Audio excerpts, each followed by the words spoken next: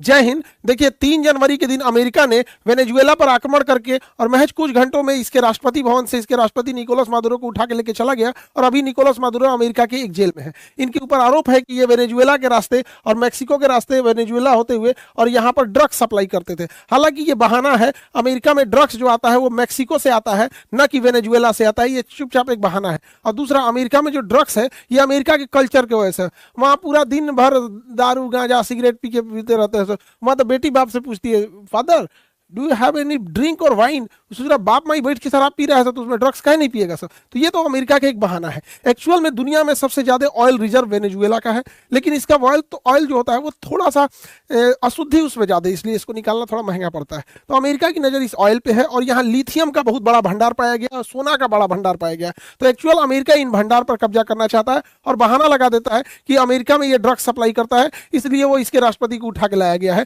और 2020 से जब लॉकडाउन चल रहा था उसी समय से अमेरिका राष्ट्रपति को उठाना चाहता था और यहां पर उसने बड़ा अच्छा गेम खेला।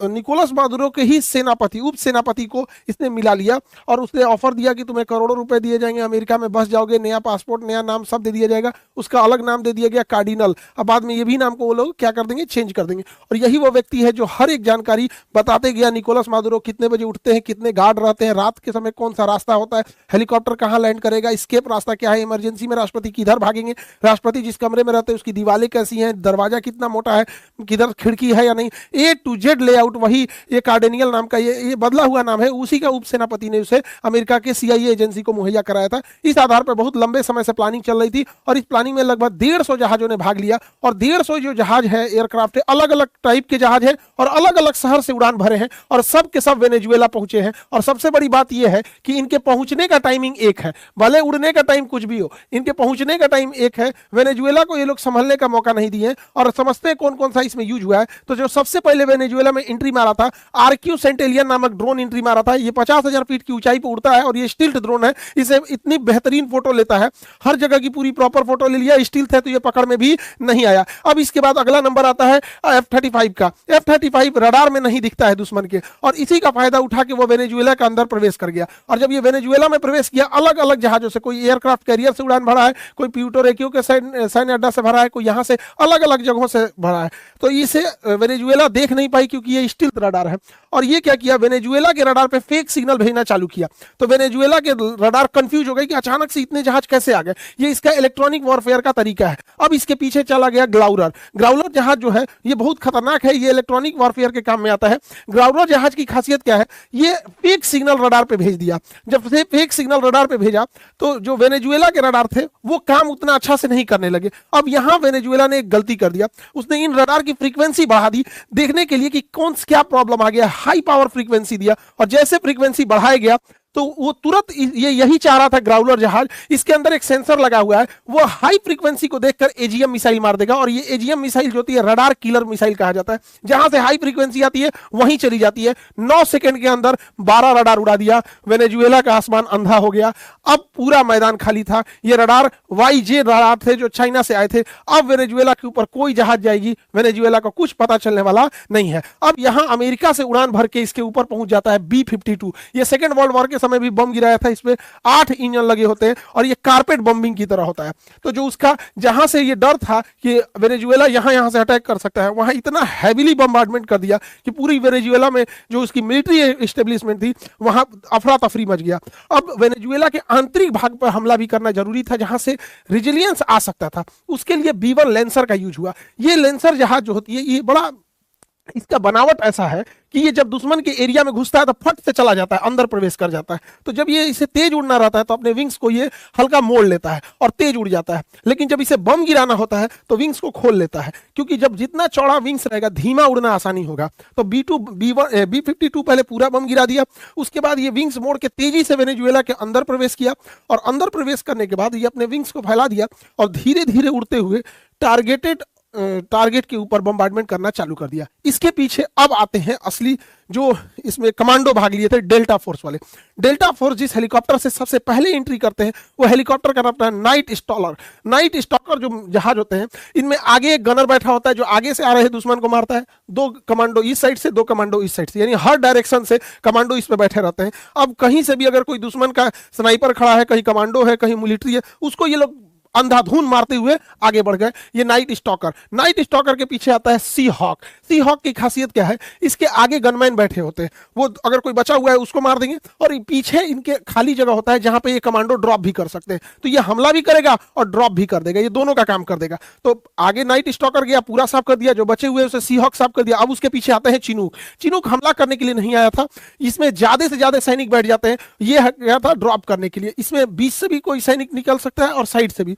और अगर मदुरो अगर मान के चलिए लेट जाते या कहते कि हम नहीं जाएंगे, या उन्हें चोट लग जाता, कंटेनर में टांग के ले जाता सब, लेकिन उनको लेके जरूर जाता सब। अब तक आधे कमांडो वेनेजुएला के अंदर प्रवेश कर गए थे। इधर नौसेना बेस से वेनेजुएला की ओर और जहां और कमांडो की सप्लाई करने के लिए फास्ट हेलीकॉप्टर ऑस्प्रे का यूज किया गया। यह हेलीकॉप्टर और जहाज का मिश्रण है। जब ये उड़ान भरता है तो इसके विंग्स ऊपर होते हैं, और जब हाइट ले लेता है तो धीरे धीरे इसके विंग्स जो होता है आगे आना चालू करते हैं। इसके विंग्स ये फोल्ड होकर आगे आना चालू करते हैं, और धीरे धीरे ये आगे चले आते हैं, और ये उड़ता फिरता विमान हो जाता है। तो ये उड़ता हेलीकॉप्टर की तरह आ जाता है। तो जो बैकअप में जो आधे कमांडो थे उन्हें फास्ट लेके अंदर आए सब, ताकि वेनेजुएला पे ज्यादा से ज्यादा कार्रवाई किया जा सके। और वेनेजुएला का और कोई रडार काम तो नहीं कर रहा है, कहीं इससे कहीं पड़ोस से कोई मदद तो नहीं मिल रही है। तो अमेरिका के जो जहाज अंदर गए थे उन्हें भी रास्ता दिखाने के लिए कोई रडार होना चाहिए कि नहीं चाहिए, आखिर वो कहां से रास्ता देखेंगे। तो उनको लिए उड़ता फिरता रडार भेजा गया जिसकी क्षमता 400 किलोमीटर थी।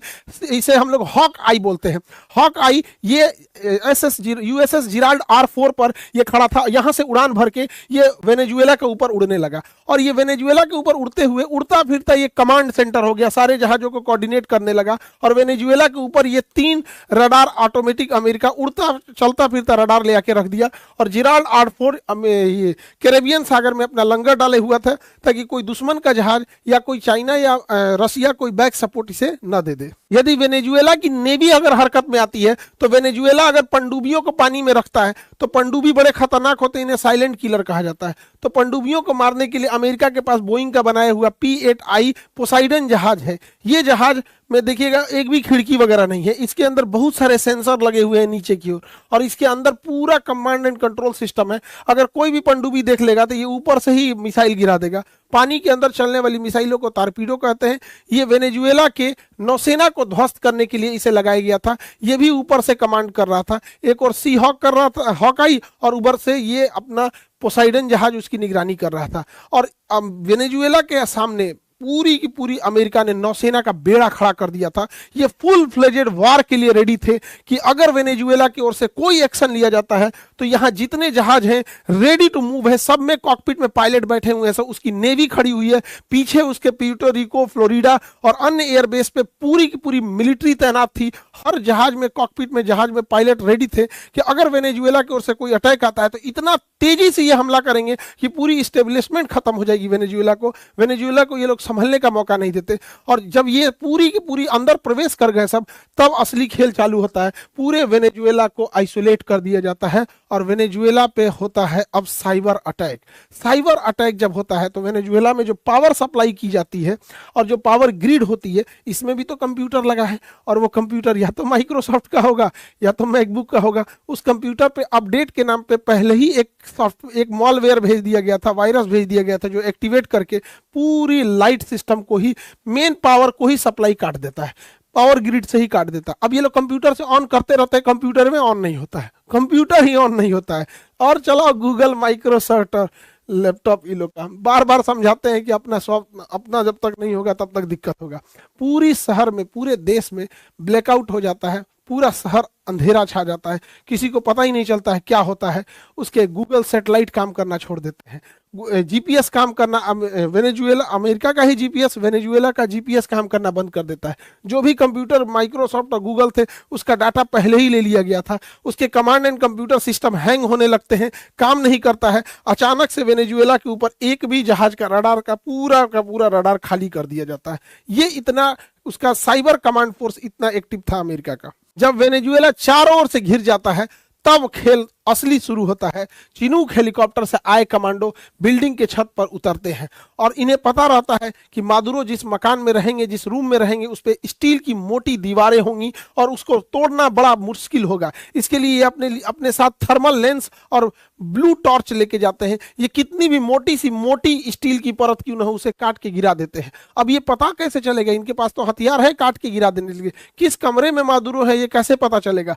कमरा तो बंद रहेगा अंदर से। इसके लिए पूरी बिल्डिंग में मादुरो कहां है, इसके लिए इन्होंने ग्राउंड पेनिट्रेटिंग रडार रखा था, वॉल पेनिट्रेटिंग रडार। इस रडार से हम अगर रखते हैं तो उसके अंदर क्या चीज है दिख जाता है। ये तो नॉर्मल भी चीज यूज होती है, जैसे ट्रक में क्या जा रहा है क्या नहीं जा रहा है तो पूरा खोल के पहले यूज होता था, अब तो रडार से ही ऐसे देख लिया जाता है। लेकिन ये उससे हाई पावर होता है और अंदर ये इंफ्रारेड सिग्नल और हीट सिग्नेचर भेज के भी पता कर लेता है कि इस वॉल के अंदर कितने लोग हैं। और जैसे ही वॉल के अंदर देखा गया कि 2 लोग हैं और कद काठी से पता चल गया कि तो तुरंत दरवाजा तोड़ के अंदर घुस गए और अमेरिकी कमांडो, डेल्टा फोर्स के कमांडो इन्हें उठाकर और यहां से वेनेजुएला से उठाकर और अपने हेलीकॉप्टर में लेकर, और यहीं अमेरिकी नौसेना का जहाज खड़ा था USS इवो जीमा, और इसी के ऊपर लैंड किया गया और यहीं से यह फोटो रिलीज की गई थी और पूरी दुनिया को बताया गया कि वेनेजुएला के राष्ट्रपति निकोलस मादुरो को किडनैप करके ले आ जा चुका है और अब वो अमेरिकी नौसेना के एक जहाज पे है। यहां से इन्हें प्यूर्टो रिको के भेजा गया हेलीकॉप्टर से, फिर यहां से ये फ्लोरिडा है और यहाँ अभी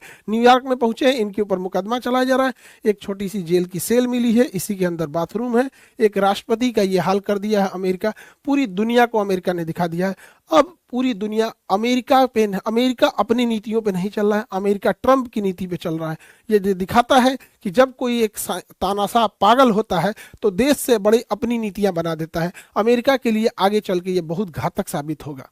वेनेजुएला के पास रूस का दिया हुआ S-300 भी एयर डिफेंस था जो काम नहीं आ सका। Actual S-300 missile defence system ये 30 साल पुराना है। ये F-16 जहाजों के लिए कारगर था, लेकिन अमेरिका ने इसमें X-16 जहाज यूज ही नहीं किया। दूसरा, वेनेजुएला के पास रूस से खरीदा हुआ सुखोई 30 जहाज है। ये सुखोई 30 जहाज भारत के पास भी है। अब समस्या क्या आएगा? इन जहाजों को अमेरिका ले जाएगा अपने नेवाडा एयरफोर्स स्टेशन। अब वहां इसको ये उड़ा के देखेगा कि कितने डिग्री एंगल ये नहीं मुड़ सकता है। तो इसके एक्चुअल कहां कहां ड्रॉबैक है। अब अगर सुखोई पर हमला करना होगा तो ये जो जहाज है, जैसे पाकिस्तान F-16 यूज करता है, तो ये अपने जितने भी जानकार हैं जो इसके दोस्त हैं उसको बता देगा कि अगर इस जहाज को मारना है तो इतना डिग्री नहीं मुड़ सकता है, कितना ऊपर जा सकता है, कितना नहीं जा सकता है, ब्लैक पॉइंट क्या है, और फिर इसका रिवर्स इंजीनियरिंग करके निकालेगा। ये वेनेजुएला के साथ साथ रशिया के लिए भी एक बहुत बड़ा सरदर्द है। हालांकि वेनेजुएला के पास S-300 था जो F-16 को मार गिराता है, इसलिए अमेरिका ने इसे यूज ही नहीं किया। अगर उसके पास S-400 था तो ये F-35 को भी पकड़ लेता, लेकिन उसके पास ये नहीं था, इसलिए अमेरिका यूज कर रहा है और कह रहा है देखो मैंने तुम्हारा पूरा एयर डिफेंस सिस्टम ध्वस्त कर दिया। अरे भैया, तुम F-35 लेके काहे नहीं घुस गए रूस में? और तुम्हारा जब केरल में खराब हुआ था F-35 काहे नहीं चले आए? S-400 का रडार F-35 को लॉक कर सकता है, ऐसा नहीं है। तो ये तो नॉर्मल देश को, और दुनिया का इतना बड़ा सुपर पावर बैकअप में रखा है नाटो, तो कोई भी देश उतना आगे जा सकता है। और हमारे देश को इतना ह्यूमिलिएट किया ये इंसान, पागल हो गया है ये। भारत को बड़ा अपशब्द बोला। प्रधानमंत्री हमारे देश की संपत्ति होती है। प्रधानमंत्री को बोलता है ये कि मोदी ने फोन किया, उन्होंने बोला प्लीज मैं आपसे मिलना चाहता हूँ। क्या बदतमीजी है ये बड़ा दुख होता है कि प्रधानमंत्री एक पूरे देश का प्रतिनिधि होता है। एक प्रधानमंत्री की इज्जत पूरे देश की इज्जत होती है। हमें सबको खड़ा रहना चाहिए यहाँ पर। और हम धन्यवाद कहते हैं पहले महाराष्ट्र के लोगों को कि यहाँ जो टेस्ला का पहला कारखाना मिला था, आप लोग को इंडिया की गाड़ियां खरीदी यहाँ पे। ऐसे अमेरिकन वाले प्रोडक्ट्स को यूज करेंगे, ये अल्टीमेटली हम लोग के लिए भी बड़ा सरदर्द बनेंगे। हमको लगता है कि उतना सक्सेस नहीं हुआ महाराष्ट्र में जो टेस्ला खुला था। हमें अपने प्रोडक्ट्स में होना चाहिए। और ये लोग देखिए, हमारे भारत के लोग इन्हें मोटिवेशन मानते, इनकी हिम्मत नहीं हुई थी, ये करोड़ों कमाने वाले लोग, इनकी हिम्मत नहीं हुई थी कि ऑपरेशन सिंदूर पे एक शब्द बोल सके। आप बताइए, हम देशवासियों से पूछना चाहते हैं, क्या इनका कर्तव्य नहीं बना कि एक बार ये बोल सके कि जब ये प्रधान डोनाल्ड ट्रंप, ये पेट्रोल पंप हो गया, पेट्रोल पंप, यहाँ पे इसको पेट्रोल चाहिए, यहाँ डोनाल्ड ट्रंप से हटके, जब हमारे प्रधानमंत्री का अपमान कर कर रहा था, तो इन लोग की हिम्मत नहीं होगी, एकदम यहाँ पे ईमान धर्म बेच दिया है सब यहाँ पर। ये लोग क्या करेंगे, पैसे के पे अंधे हो गए। और हमारे देश के लोग कहते हैं कि ये बहुत आगे निकल गए, किसी काम के नहीं, कोई गूगल संभाल रहा है, कोई माइक्रोसॉफ्ट संभाल रहा है, कोई कुछ संभाल रहा है, और एक शब्द नहीं बोला जाता है इन लोगों से अपने देश के प्रति। वही देखिए यहूदियों को इजराइल पे ऊपर जो गजा से हमला हुआ था, तो गजा कोई बहुत बड़ा देश नहीं था, उसके बाद अपनी आर्मी है, एयरफोर्स है, नेवी, कुछ भी नहीं है, और इजराइल इतना शक्तिशाली, बावजूद इसके पूरे यहूदियों ने एक साथ एकजुटता दिखाई। और इन लोगों के ऊपर एक बार आप जरूर सोचिएगा, क्या इन लोगों को बोलना चाहिए कि नहीं बोलना चाहिए। ये हमारे देश का अपमान है, प्रधानमंत्री का अपमान है। प्रधानमंत्री देश का प्रतिनिधि होता है। अमेरिका